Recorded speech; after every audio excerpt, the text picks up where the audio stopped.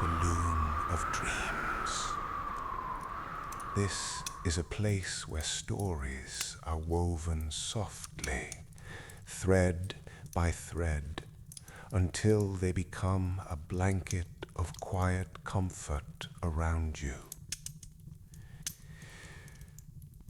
Before we begin tonight's story, let's take a few moments to settle the body and quiet the mind. If you'd like, close your eyes now. Let the rest of the world fade a little.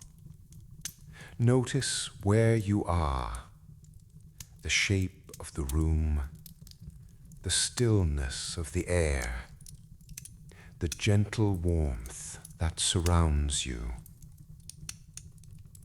Now, take a slow breath in through your nose.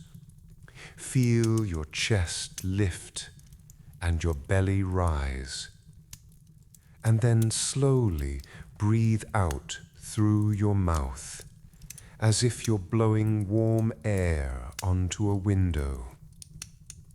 Let your shoulders drop and feel that breath leave gently, like a sigh. Again, inhale softly, not too deep, just enough to feel the cool air enter. Pause for a moment and exhale slowly. Each time you breathe, imagine the air moving like a wave, in and out, steady and kind. Your body begins to understand this rhythm, the same rhythm as a calm sea at night, the same rhythm as the fire in the hearth. If your mind begins to wander, that's perfectly fine. Just notice it and bring it back to your breath, back to the sound of the fire, back to the quiet in your room. Now feel your body growing heavier, your hands resting loosely, your jaw unclenching, your eyes softening behind closed lids. Let your breath find its own pace. There's nothing you need to do. You are safe, you are home, and you are ready to rest. The morning of the Christmas market begins long before the sun even thinks about rising. Outside, the sky is still deep blue and velvety, the kind of winter darkness that feels almost solid against the windows. Frost has crept in quiet patterns around the edges of the glass, tracing little ferns and stars. Somewhere out on the street, a snow shovel scrapes slowly along the pavement, then pauses, then scrapes again. The sound drifts in faintly, as if it's happening in another world. Inside the bakery, though, it is already bright and warm. The big oven along the back wall glows with a steady orange light, humming softly to itself. The air is thick with the sleepy comfort of yeast and flour, with the rich scent of butter and cinnamon, and a fresher note of orange peel curling in thin strips on a wooden board. If you stand very still, you can almost separate the smells one by one. Rye flour, caramelized edges of yesterday's loaf, the sweet spice of something new still waiting to be named. Liv stands at the long wooden counter, sleeves pushed up, hands sunk into a soft mound of dough. It's cooler on the outside, warm and alive beneath her fingers, rising very slowly with each gentle fold. Beside her, her mother moves with the calm rhythm of someone who has done this every winter of her life. She shapes the familiar rye loaves for the people who have been coming here since before Liv was born, rolls out neat spirals of dough that will become cinnamon buns, brushes each one with melted butter without even seeming to look. Liv is making something different tonight. In a small ceramic bowl, a pinch of pale, grainy salt catches the light, a little gift from the mountain hot springs in the valley. Next to it, finely grated orange zest clings to the teeth of a metal grater, glowing almost golden against the silver. And there is a thin ribbon of honey that has dried in a curve along the inside of a jar. All of it is going into her winter loaf, her own idea, her own recipe. She sprinkles the salt with care, folds the dough again, then pauses, watching it as if she might already see whether people will like it or not. Her shoulders feel just a little tight. This is her first big town event since she came back, her first Christmas market as someone who isn't just the baker's daughter, but actually stands at the table offering something she made herself. What if no one chooses her loaf? What if they only want the ones they already know? What if she's done something wrong with the salt, or the honey, or the orange? Her mother notices the way her movements have become smaller, quieter. Without saying anything at first, she reaches over and gently dusts Liv's hands with flour again, as if inviting them back into the dough. Then, as she turns a rye loaf over and tucks the seam underneath with sure fingers, she speaks in that soft, matter-of-fact way of hers. "Trying is already something good," she says, as if she were commenting on the weather. "We don't know about the rest yet." She slides a tray closer to Liv, letting her see the neat little army of loaves already waiting to rise. As for whether it tastes good or not, she looks up, eyes warm and amused. People will know in one bite, just one. Liv breathes out slowly, almost a sigh, almost a quiet laugh. The knot inside her chest loosens a little. She presses her fingers back into the dough and feels it give gently under her touch, patient, unhurried, as if it has all the time in the world. Outside, the shovel scrapes along the street again, and somewhere far off a door closes with a soft thud. But in here, there is only the steady warmth of the oven, the soft whisper of flour, and the small growing certainty that maybe, just maybe, this new loaf will be all right. By late morning, the darkness has lifted into a pale, wintry daylight. The sky above the town is the color of cold milk poured over snow, and the air outside the bakery bites softly at any skin left uncovered. Liv and her mother have packed the last of the bread into large wooden crates, each loaf wrapped in paper that still carries a hint of warmth when you touch it.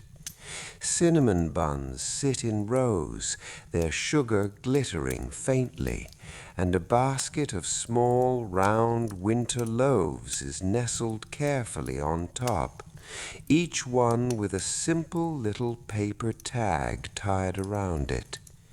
They ease the crates onto a small handcart, its wheels squeaking just a little on the packed snow.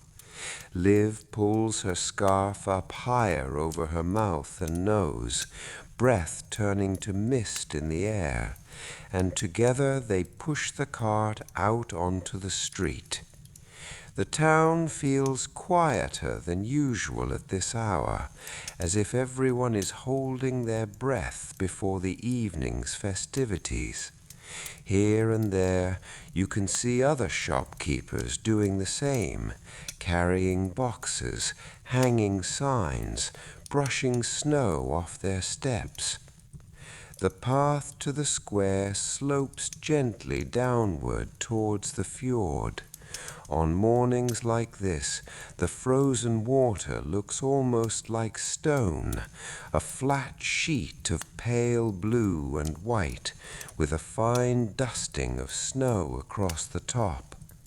The mountains on the far side rise up in soft, shadowy shapes, their edges blurred by the cold air. It gives the strange feeling that the whole town is being held very carefully, cupped between water and stone and sky. When Liv and her mother arrive at the square, the transformation is already underway. Wooden stalls stand in orderly rows, their roofs dusted with snow. Someone is standing on a ladder, winding fresh green fir branches along the top beams, the needles leaving a bright trail of color against the wood. Beside him, another person ties red ribbons into loose, generous bows, letting the ends hang down so the wind can play with them. Paper lanterns, still dark for now, swing gently from hooks, shifting just slightly each time a small gust of wind passes through. They steer their cart toward their assigned stall. It's a simple wooden structure, open at the front, with a long counter facing the square. The boards smell faintly of resin and cold air. Liv spreads a clean cloth over the counter, smooths it out with the flat of her hand, and begins to set out the bread. Baskets appear one after another, rye loaves stacked in sturdy rows, cinnamon buns arranged in spirals, and the winter loaves given their own small place near the center. She straightens one of the little handwritten signs, adjusts a ribbon that has slipped slightly to the side, and steps back for a moment to look. It feels strange and a little wonderful to see everything they have baked this morning now lined up in the open air, waiting for people who are not here yet. The square is still mostly quiet, filled more with the sounds of preparation than with the sounds of celebration. Somewhere behind them, someone laughs, the quick, breathy kind of laugh that bursts out when you slip slightly on ice and manage to catch yourself. A hammer taps lightly on wood as another stall is finished, then stops. A neighbor from the next stall comes over to help them lift one of the heavier crates down. As they work, she talks in that easy, flowing way people do when their hands are busy. She says she thinks this year's market will be livelier than the last, that people from further along the fjord might come if the roads stay open, and that even the Hot Springs family from the valley has promised to bring their own table. Liv listens, half focused on the words, half on the bread in her hands. At the mention of the valley and its steaming pools, a picture rises quietly in her mind. Pale water edged with snow, mist curling up into the cold air, and the low murmur of voices echoing off the rocks. The thought settles over her like another layer of warmth beneath her coat. Standing here in the square, with the fjord at her back and the mountains watching from a distance, she has the small, gentle sense that all these places, the town, the valley, the hot springs, are connected by thin, invisible threads. She doesn't say anything about it just yet. She only finishes setting the last winter loaf on the cloth, straightens its little paper tag, and lets her hands fall quietly to her sides. Around her, the Christmas market is still being assembled piece by piece, but already, in her mind, she can see it the way it will be tonight, filled with light and voices and the slow, comforting rhythm of a town coming together in the snow. By early afternoon, the square has changed again. The light has shifted to that soft, low winter brightness, the sun never climbing very high, just drifting along behind thin clouds. Snow rests in a thicker layer now on the rooftops and stall roofs, and the air has taken on that quiet hush that comes when the day is halfway done. Liv is straightening the cloth on the counter, lining up the winter loaves one more time, when she hears the faint rattle of an engine coming up the street. It's not loud, just a small, steady sound, the kind of practical little truck that belongs to the valley roads.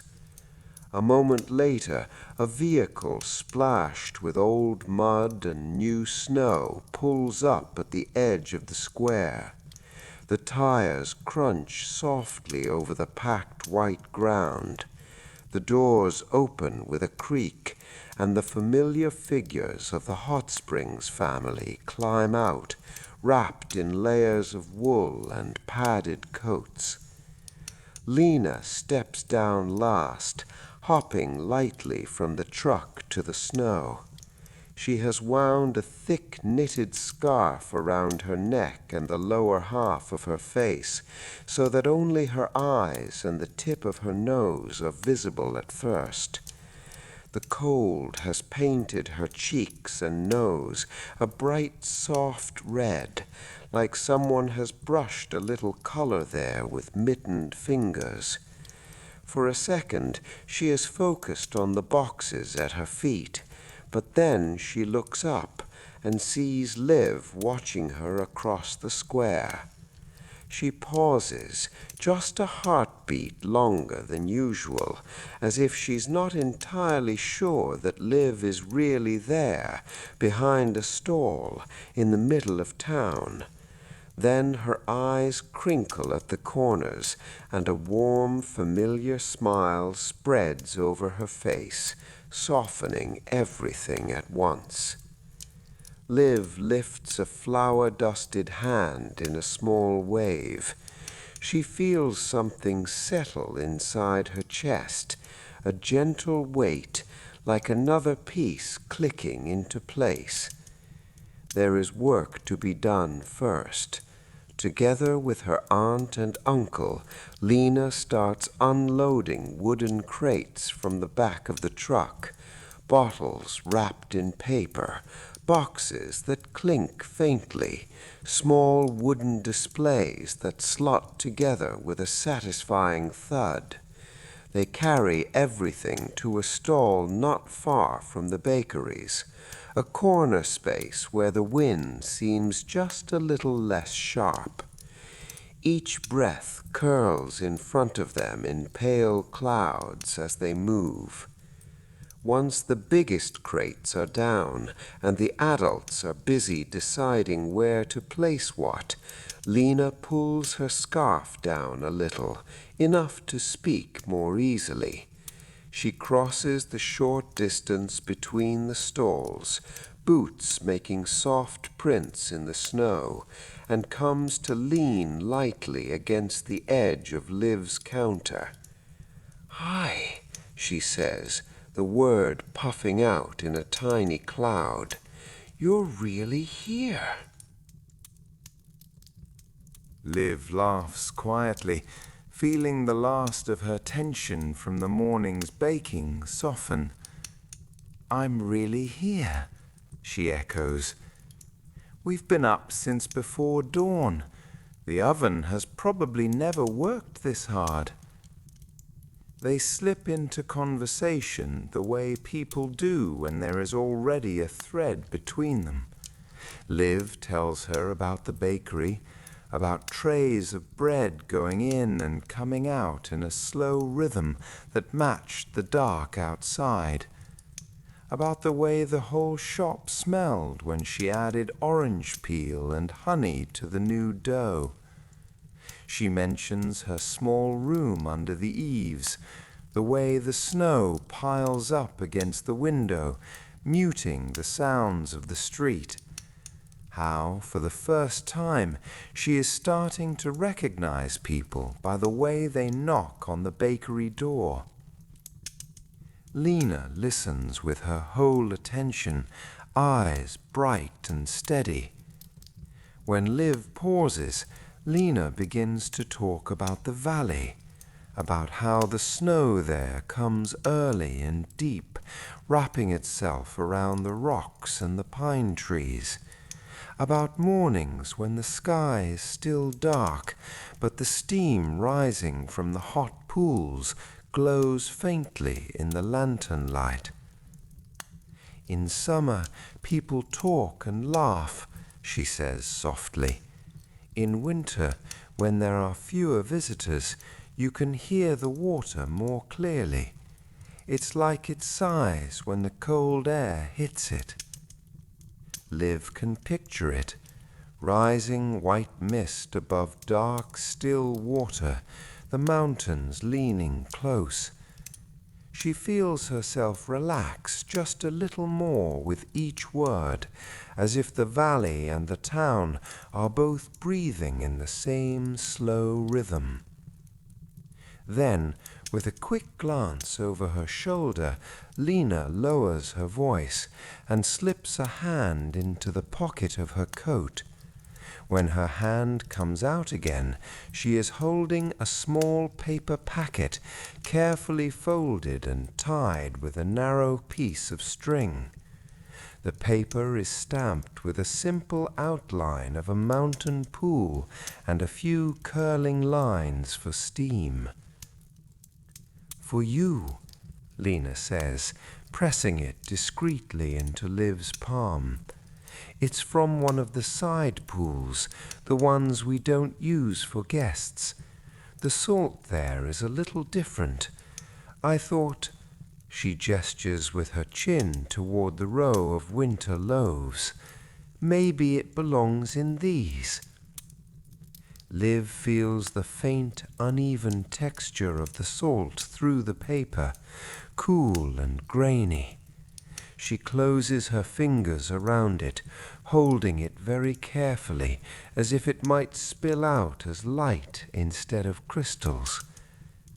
"Thank you," she says, and the words feel both too small and exactly right. Then it really is a winter loaf from here and from the valley.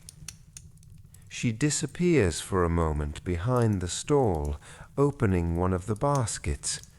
When she returns, she is holding a small round loaf, still carrying a hint of warmth from the bakery.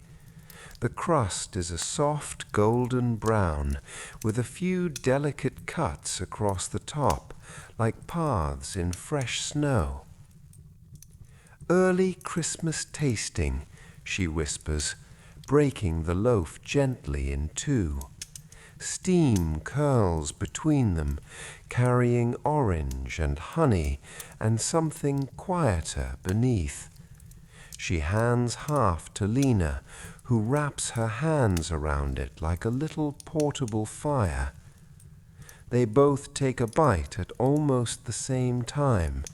The crust gives way with a tiny, quiet crackle, the inside soft and tender. There is the faint tang of rye, the brightness of orange, and somewhere in the background that subtle note of mineral salt that tastes impossibly like cold stone warmed by water. Lena closes her eyes for a moment. "It tastes like the valley," she says slowly, "and like here too." Liv smiles, the last of her doubts fading just a little further away. "That's what I hoped," she replies. For a while they stand there in companionable silence, just chewing and breathing and watching the square grow more crowded as the afternoon draws on.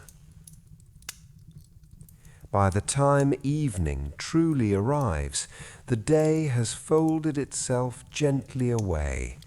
The pale light has slipped behind the mountains, leaving only a deepening blue that gradually turns to velvet black.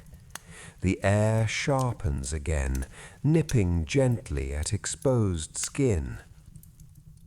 Then, from the church tower at the edge of the square, a bell begins to ring. The sound rolls out slowly, one note at a time, clear and low, like a calm announcement. With each stroke of the bell, more lights come to life. The lanterns strung above the stalls blink on in warm golden rows.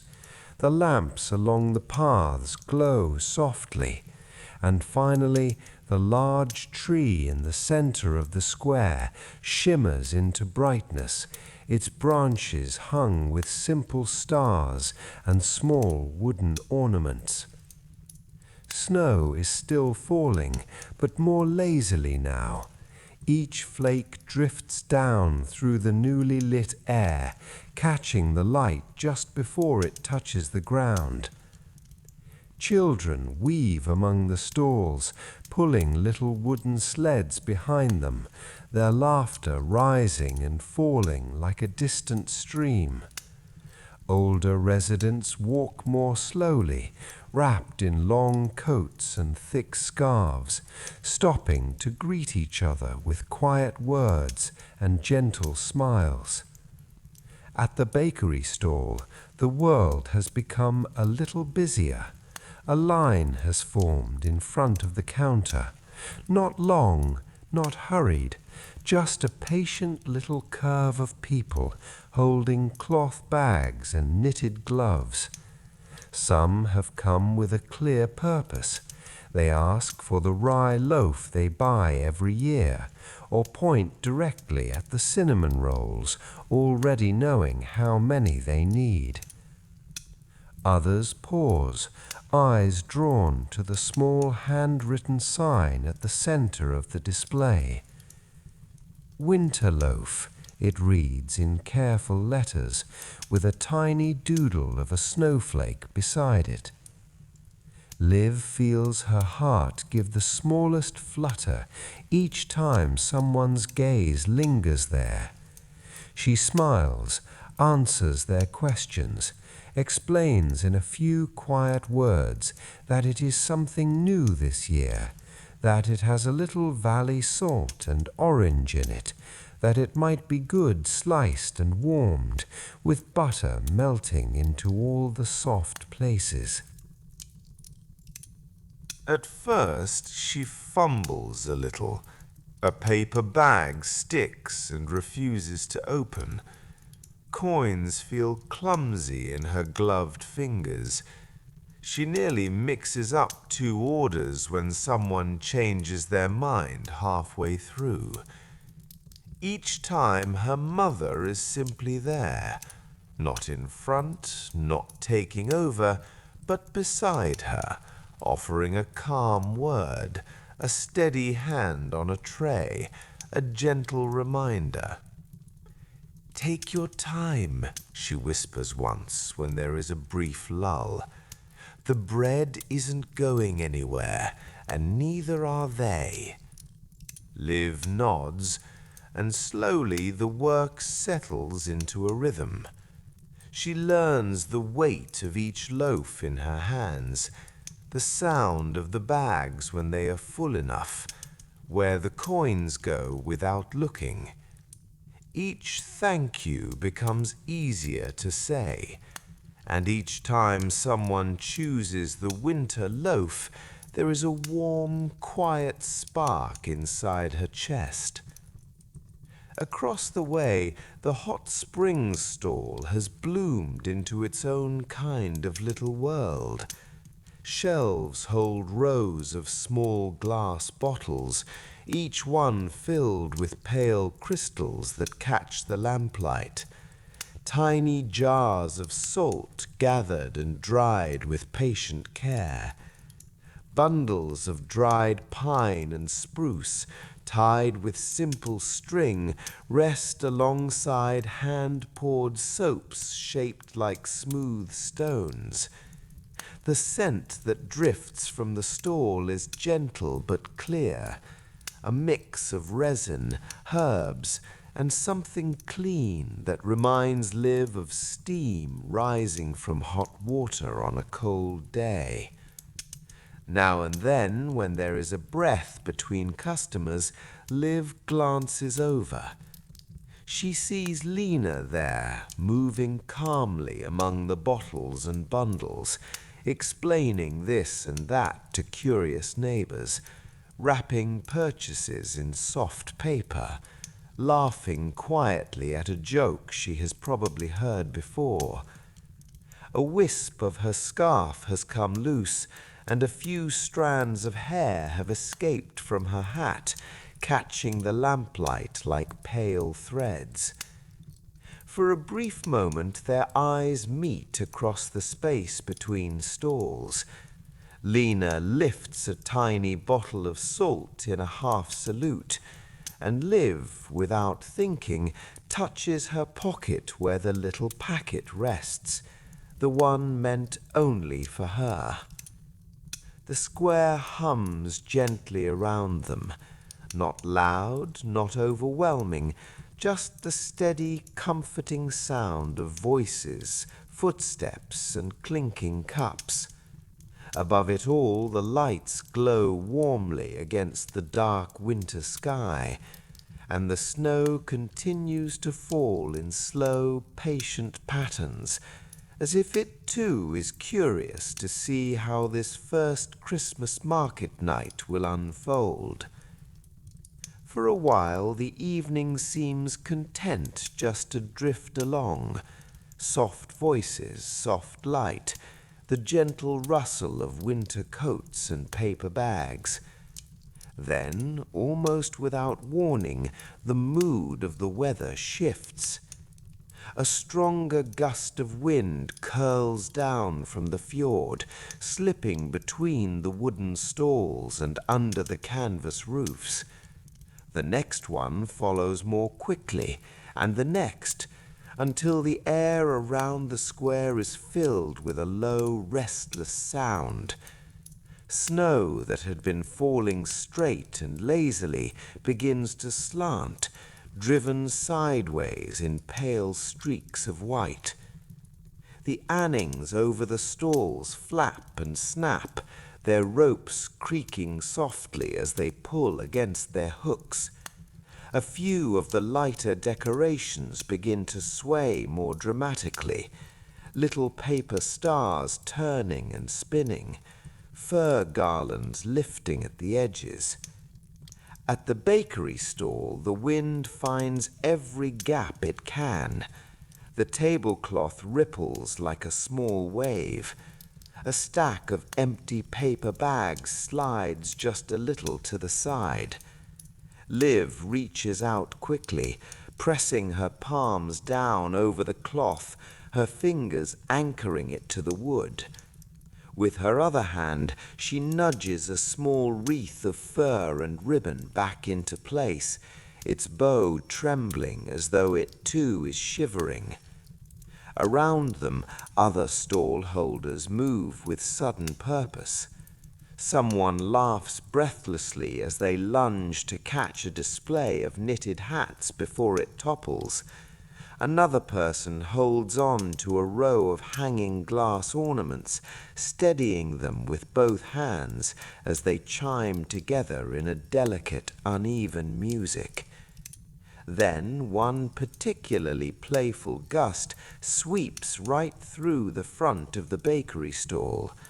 A small pot filled with decorative fir branches tips onto its side, sending a little spray of needles across the cloth. The stack of paper bags, no longer protected, lifts at the edges and then takes flight, a fluttering flock of brown and white that scatters across the snow. "Oh," Liv breathes, too softly for anyone to really hear, and for a heartbeat she simply watches as the bags tumble and skip away. But before she can move, there is the sound of running footsteps. Lena appears at the edge of the stall, her scarf tugged higher against the wind, snow collecting in tiny dots on her lashes. Without a word, she dives towards the nearest drifting bag, catching it just before it skids under someone's boots. "Got it," she says, half laughing, half out of breath. Liv jolts into motion, hopping down from behind the stall to join her.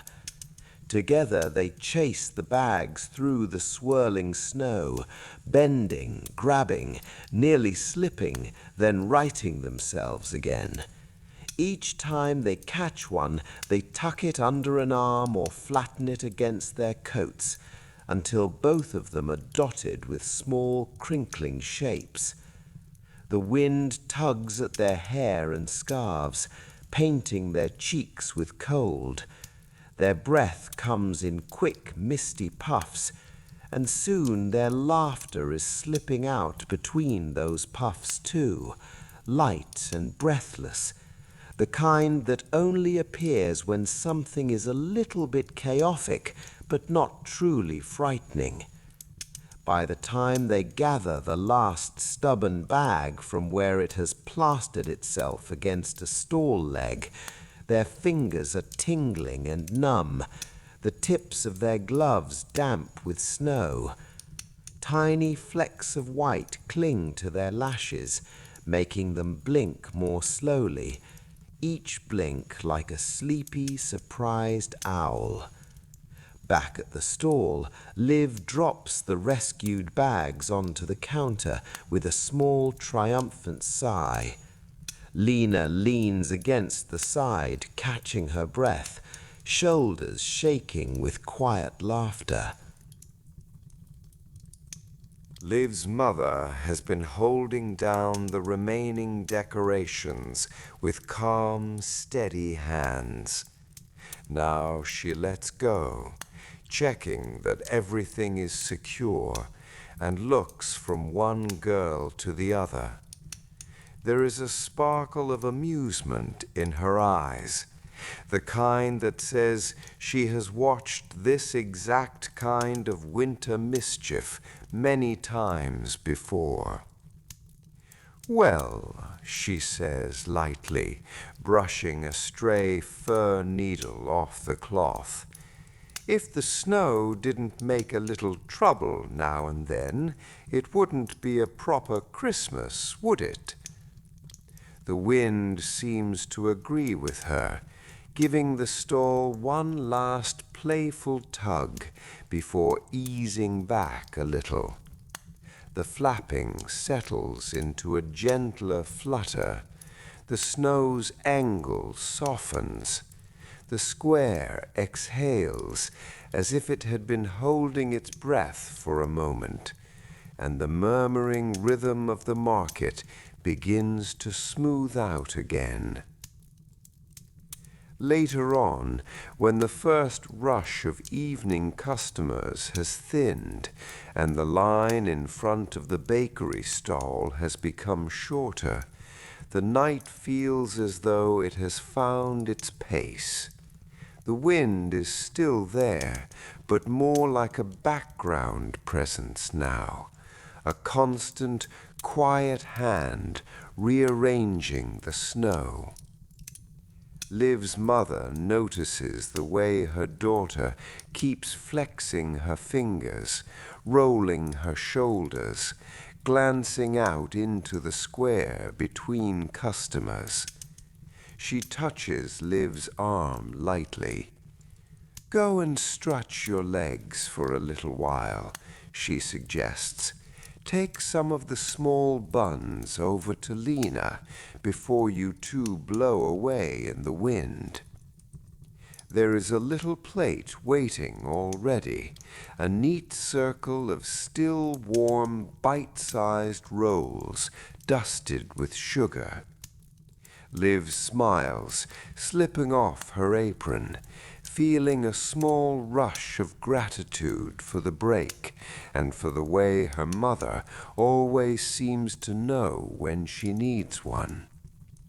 A few minutes later, she and Lena find themselves side by side again, each holding a steaming paper cup cupped between their hands.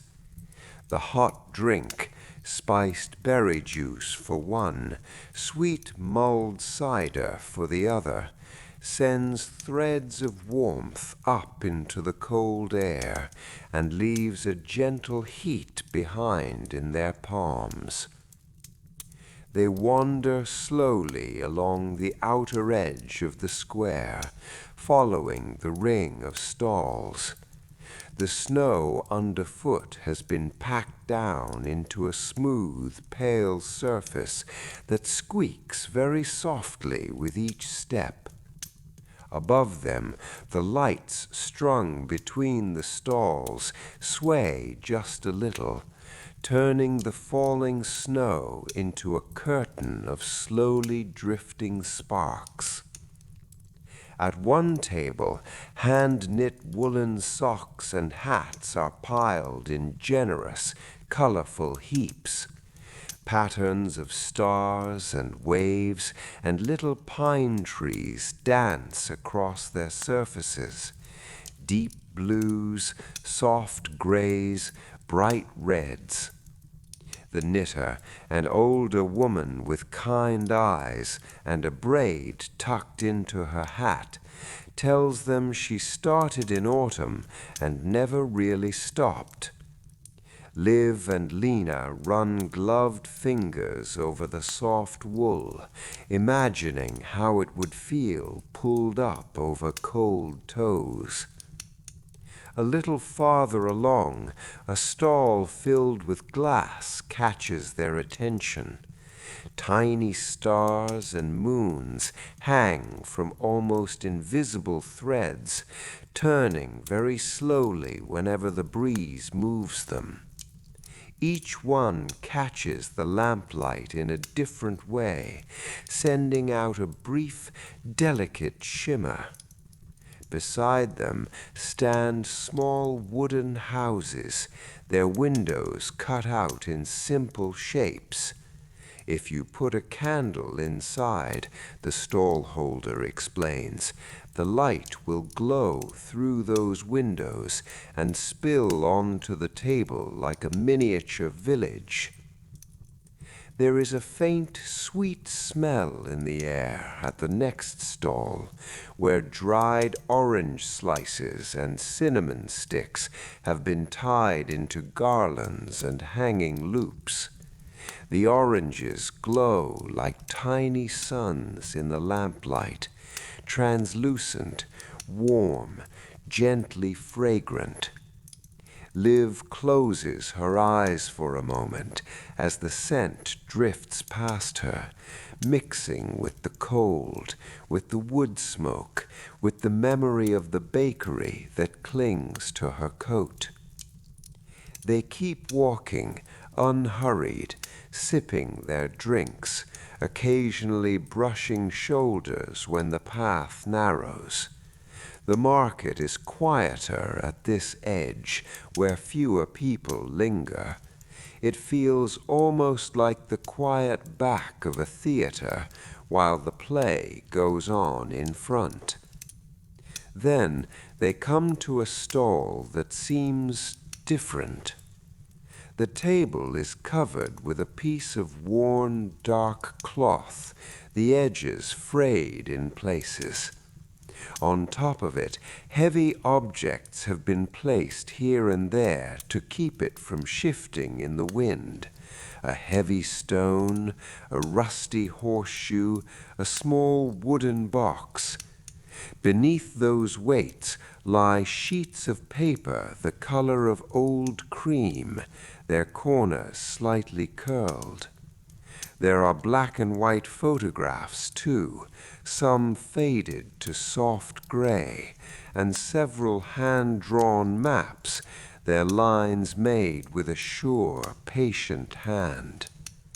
The man behind the stall is older, his beard streaked with white, and his coat buttoned all the way up to his chin.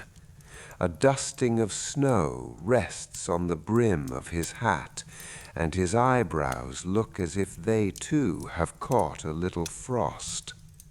He nods to the girls in greeting, not pushing anything toward them, simply letting them look.